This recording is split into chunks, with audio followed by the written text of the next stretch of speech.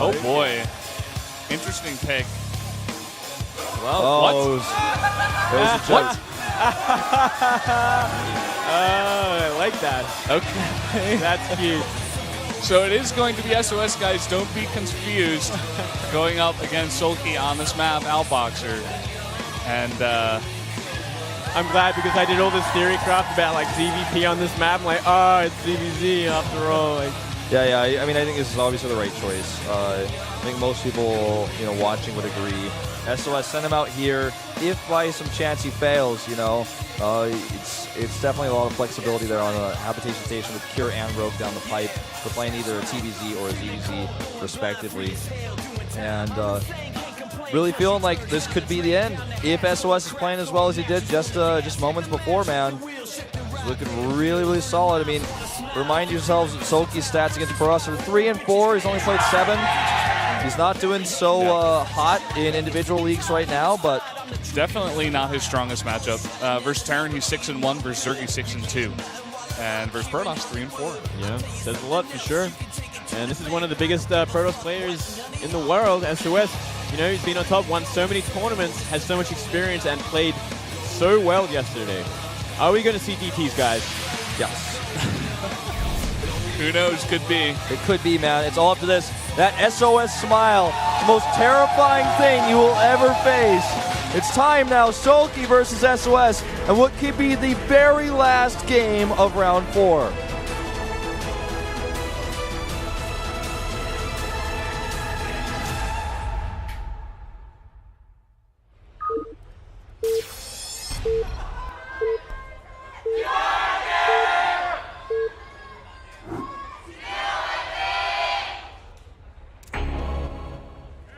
Down here in the bottom right in the orange for SK Telecom, the Zerg player. It's Soulkey. And over here in the top left in green for JINAIR Green Wings. It is, in fact, $$, it's SOS. DT, ODT. Cash-a-doodle-doo. Cash-a-doodle-doo. Some cutie flight attendants. I'm going to take JINAIR next time I fly. Yeah, me too, man. Let's fly together. Okay, piling on the low ground. This is SOS we're talking about. Yeah. Soulkey is actually going to go for a 9 pool. Oh. This is going to get pretty crazy. It's going to be crazy. And you know what? We don't see a probe scout with this pylon on the low ground, which is a big deal, guys. We could actually see death from this. Could absolutely happen. We could see it, guys. Could be death. It could be death. He's going to die. If Zerglings get into the base before a pylon is down in the main or any scouting is done whatsoever, you will just die because obviously the Forge Fast Expand is the best thing you can do against an early pole because you scout, you go, oh god, it's going to be a Ling Rush, so I just put a pylon in the main, I put a cannon in my mineral line, and I'm safe. And let's hope this probe goes the right way. Otherwise, these Zerglings are going to get in and they're going to do some critical damage. Yeah, it's going to be nasty. Pool is done here. He actually makes a lot of drones. Okay, maybe not a pool. Maybe not a Ling Rush. Maybe, interesting. Well, he's got 2. What do you think about this? Do you think he just wants to dance the Lings and just kind of send them in there? I think he wants to... That's a really hard question. What's his plan? Is he just really afraid of like cannon rushes? So he got Zerglings out so quickly that he's just going to stop cannon rushes. I think that has to be it. He just wants to have like the safest natural ever. He's going to stop these... I guess not a bad idea on this map against SOS. Yeah. But he sends the Zerglings away, actually. The cannon, of course, is started at home. But he can block this with a probe. I don't think this build really worked out for him. I mean, yeah, he blocks the cannon rush, but a simple pull first is usually enough to do that. Yeah, I'm guessing because the geysers, the way the back of the base of the natural is like kind of built, it can like be a really brutal cannon rush regardless. So he's going to make sure that can never happen by getting these Zerglings so early. That it also delays the Nexus, you know. He made a cannon first because he was concerned. Yeah, he had to force out of SimCity, which is also good. So obviously not a terrible position for Soulkey whatsoever. Yeah, this is actually one of those games I'm definitely go back and review, like, you know, how much economic damage is actually done by this and who really gets the better trade with these openings, because that's It's definitely really cool, and it could be some sort of new innovative meta if it's actually pretty efficient on 2-player maps to do this. Yeah, well, I mean, SOS is renowned for his cannon rushes. He has won a lot of money from just cannon rushing at the right time. And you know what? Soulkey's also known for early pools. He's done a lot of those. But I think it's going to go pretty standard sort of game from here. I wouldn't be surprised if we see a pretty fast third base from Soulkey going to that sort of standard 3 base versus Forge, fast expand. Probe sneaks by. Soulkey not paying attention, not going to get the follow, and he's going to get a good scout. Yeah. I have to say. He's going to cannon the third, man. He could. It hasn't been built yet. It's got a long time to go, so he could definitely shut it down if he wants to. 5 more drones on the way. He's actually still behind in workers. Gets here at the perfect time to block. Oh my god. What? Oh, that's so frustrating. I think he'll probably pylon block, actually, because there are no Zerglings to be seen. The only 2 that are coming back are going to take a long time to kill it as well. Yeah, there's a pylon. Doesn't want to lose that drone. One more hit. Gets out. Yeah. Forces the drone to follow for a long time, so he's going to have that third even more delayed. And we see a Stargate going up, half done already. Because he had to get that gateway first to create the block, he did tech really fast. So Let's it complete. Yeah. Drone needs a fight. Well, you know, he's shutting it down for as long as he can. Drone looks like a boxer, man. Look at him. 1-2 punch.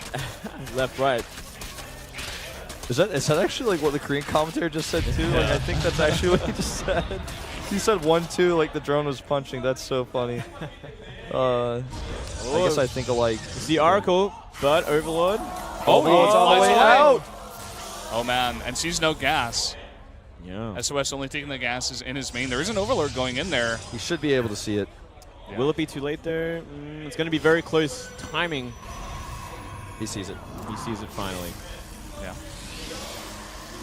No spores going up just yet, though. Extra queen being built. And there's 2 spores. 2 spores for now.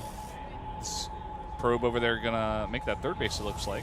But these 2 Zerglings being annoying. Void's on the follow-up to hold, secure that and hold that third base. Pretty common follow-up on this map after the Oracle.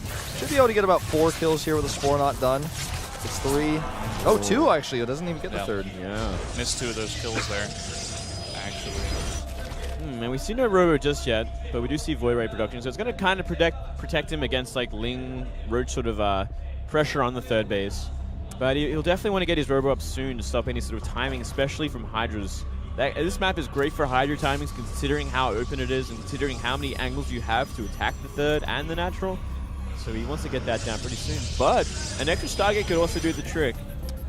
No Robo also means no islands, and there's actually Overlord's actually in place of both of those just in case there's such a thing. So he's gonna come over here and target down a few more drones. He's got a lot of energy on this, and those spores, man, he's getting a lot of kills. Wow. Gets 7 and gets out. See some nice damage done there. Spire on the way. Ooh. If you think about it too, every spore caller is kind of like a drone that was killed, like that you paid money to kill actually, because it's not going to be mining anymore. Yeah. I mean, if you get it too late, it kind of defeats the purpose, but obviously we'll keep him safe from that Oracle from now on. It's not a bad choice, but it forces that. That's money spent. Yeah. Absolutely. It's always doing damage regardless, because you have to defend against it. So now he's identified there are 2 Stargates, and that's going to make him a little bit annoyed because he knows Void Rays are in production, and now he's going to be like, okay, well, how do I regain air control? It's definitely not going to be easy. Well, looks like it's going to be Charge Lot Void Ray. That's pretty much what it's going to come down to. And there's a charge, there's a +1. So this is kind of a very difficult build to kind of deal with. Zerg has to really make the perfect counter to it because, Hydras are good, but Speed Zealots are great against Hydras. So you got to have this great mix of Roach, Hydra Ling. You're going to have like Buffer. Or you can go in the late game, make Swarm Host, so he has to really transition into Robo especially because Zealot's not going to do anything against Locusts. So it's a very hard composition to deal with, but he did get a perfect scout, so I'm pretty sure Soulkey knows exactly what's going on. Well, I wanted to say, like, the other thing is it's so difficult to actually identify that it's Charge Zealots too. You might think, well, he's making Blink, like, what's going on? And if you don't actually see that, that can make this difficult. He is making Hydras now, which are going to be pretty good against Blinkstalkers or Charge Zealots, so I think that's the right response. He's looking to be really aggressive with this, actually. He stopped at 55 probes, actually. Catches the queen. Nice force field here.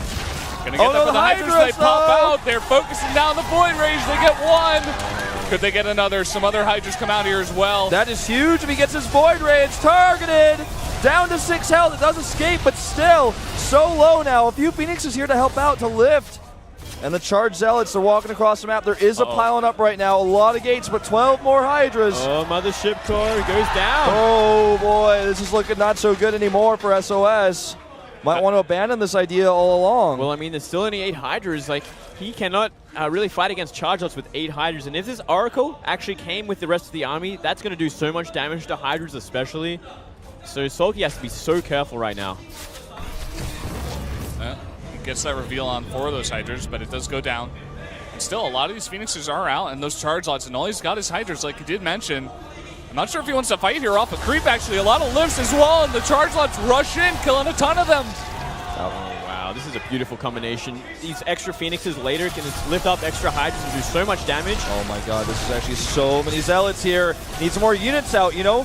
He's got enough Hydras to deal with the Void Rays, but maybe some Roaches would be nice here. Drones blocking. Nice stop position, Micro. He's kiting. So much of Void Rays at the back are actually not helping, but I don't know if Soulkey has enough, man. It's down to 34 army supply. This could all just end right here, right now. He's gotten all the Hydras. There's one left in the back. He's killed so many drones. The Queens are here as well. They get picked up as they pop out. And that's going to be it. A big smirk on SOS's face. He nods to himself. He kills the Hydra Den. And it looks like he's done it. GG! JINAIR wins it. Takes out Soulkey. And JINAIR has now advanced to 2nd place, passing KT Rolster. A beautiful all-in there.